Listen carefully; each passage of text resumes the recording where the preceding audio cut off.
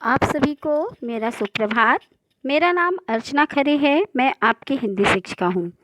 आज मैं आपको आपकी पाठ्य पुस्तक बसंत का पाठ 5 मिठाई वाला इस पाठ के प्रश्नों के उत्तर करवाएंगे। इसके पहले मैंने आपको इसी पाठ का सारांश बताया था।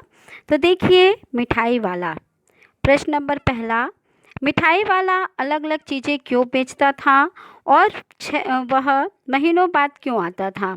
उत्तर, बच्चे एक ही चीज़ से उगता ना जाएं, इसलिए वह बच्चों को पसंद आने वाली अलग अलग चीज़ें बदल बदल कर बेचता था। दूसरा, वह महीनों बाद इसलिए आता था क्योंकि वह अपने फ़ायदे की चिंता नहीं करता था। अपना ही धन लगाने के कारण वस्तुओं के इंतजाम में उसे समय लग जाता था। बच्चों की उत्सुकता और अपने मन की संतुष्टि के लिए बच्चों की मनपसंद चीज़ें बेचा करता था। प्रश्न नंबर दूसरा है, मिठाई वाले में वे कौन से गुण थे जिसकी वजह से बच्चे तो बच्चे बड़े भी उसकी ओर खींचे चले आते थे? उत्तर है, मिठाई वाले में वे कौन से गुण थे जिनकी वजह से बच्चे तो बच्चे बड़े भी उनकी ओर खींचे चले आते थे? उत्तर देखिए, मिठाई वाले का मधुर आवाज़ में गा गा कर अपनी चीज़ों की विशेषताएं बताना, बच्चों की मनपसंद चीज़ें लाना, लाभ कमाने के चक्कर में ना रहना, बच्चों से अपनत्व, कोमल और प्रेमपूर्ण व्यवहार दर्शाना आदि ऐसी विशेषताएं थी कि बच्चे तो बच्चे बड़े भी उसकी ओर खींचे चले जाते थे। तीसरा है, विजय बाबू एक ग्राहक थे और मुरली वाला एक विक्रेता। दोनों अपने अपने पक्ष के समर्थन में क्या तर्क पेश करते हैं? उत्तर देखिए, एक ग्राहक के तौर पर विजय बाबू तर्क देते हैं कि दुकानदार को झूठ तथा दाम बढ़ाकर बोलने की आदत होती है। सामान सबको एक ही भाव में देते हैं, पर पहले अधिक और फिर कम दाम बताकर ग्राहक पर एहसान का बोझ डाल देते हैं। एक विक्रेता के तौर पर मुरली वाला तर्क देता है कि ग्राहक को सामान की असली लागत का पता नहीं होता और दुकानदार हानि उठाकर सामान क्यों ना बेचे, पर ग्राहक को लगता है कि दुकानदार उसे लूट ही रहा है। ग्राहक हमेशा दुकानदार पर संदेह ही करता है। प्रश्न नंबर चौथा, खिलौने वाले के आने पर बच्चों की क्या प्रतिक्रिया होती थी? उत्तर देखिए, खिलौने वाले की मादक मधुर आवाज़ सुनकर बच्चे चंचल हो उठते। उसके स्नेहपूर्ण कंठ से फूटती हुई आवाज़ सुनकर निकट के मकानों में हलचल मच जाती। गलियों तथा उनके भीतर स्थित छोटे छोटे उद्यानों में खेलते और इठलाते हुए बच्चों का समूह अपने जूते टोपी उद्यान में ही भूलकर उसे घेर लेते और वे अपने अपने घरों से पैसे लाकर खिलौनों का मोल भाव करने लगते। पांचवा है, रोहिणी को मुरली वाले के स्वर से खिलौने वाले का स्मरण क्यों हो आया? उत्तर, रोहिणी को मुरली वाले के स्वर से खिलौने वाले का स्मरण हो आया क्योंकि उसे वह आवाज़ जानी पहचानी लगी।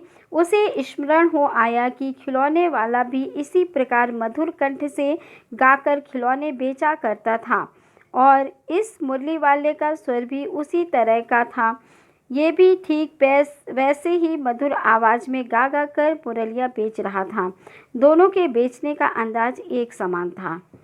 प्रश्न छठवां है, किसकी बात सुनकर मिठाई वाला भावुक हो गया था? उसने इन व्यवसायों को अपनाने का क्या कारण बताया? उत्तर, मिठाई वाला रोहिणी की बात सुनकर भावुक हो गया था। उसने इस छोटे व्यवसाय को अपनाने का कारण यह बताया कि किसी समय उसका भी सुखी संपन्न परिवार था, सुंदर पत्नी और प्यारे बच्चे थे, किंतु उसका परिवार नष्ट हो गया। अब वह अपने मृत बच्चों की झलक दूसरों के बच्चों में देखता है। बच्चों के साथ रहकर उसे संतोष, धैर्य व असीम सुख की प्राप्ति होती है। इसके बाद 7वां नंबर है, अब इस बार पैसे ना लूँगा। कहानी के अंत में मिठाई वाले ने ऐसा क्यों कहा? उत्तर है, अब इस बार ये पैसे ना लूँगा। कहानी के अंत में मिठाई वाले ने ऐसा इसलिए कहा क्योंकि पहली बार किसी ने उसके प्रति इतनी आत्मीयता दिखाई और उसके दुख और पीड़ा को समझने का प्रयास किया।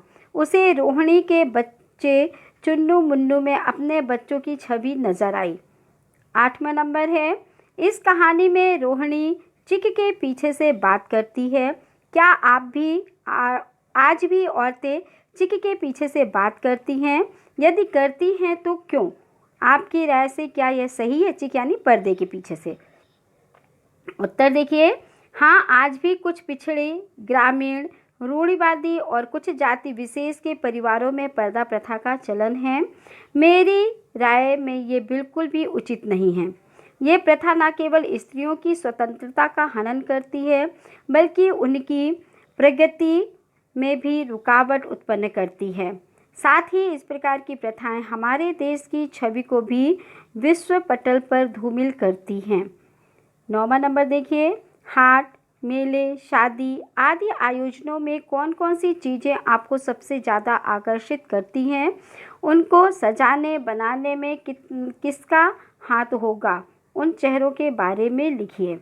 तो देखिए, हाट मेले की सभी चीज़ें मन को आकर्षित करती हैं, जैसे खाने पीने की चटपटी चीज़ें, चाट, पकौड़ी, दही बड़े, गोलगप्पे, नमकीन, सेव, पापड़ी, ठीक है, और मिठाइयाँ, जलेबी, मालपुए, आइसक्रीम, बर्फ़ के गोले, खिलौने, रंग बिरंगे गुब्बारे, झूले और जादुई तमाशे आदि। इन हाट मेलों को सजाने में कारीगरों, मजदूरों और उनके घर की महिलाओं और बच्चों का भी समान रूप से हाथ होता है।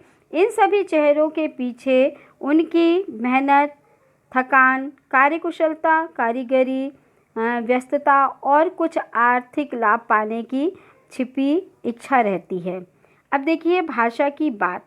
मिठाई वाला, बोलने वाली गुड़िया, ऊपर वाला का प्रयोग हुआ है।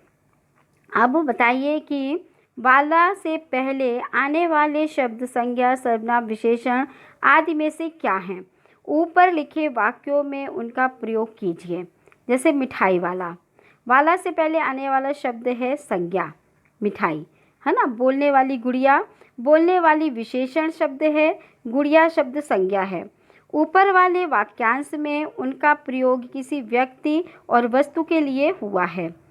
इसके बाद देखिए, ये भी जान पड़ता है पार्क में खेलने निकल गए हैं। क्यों भाई? किस तरह देते हो मुरली? दादी, चुन्नू मुन्नू के लिए मिठाई लेनी है।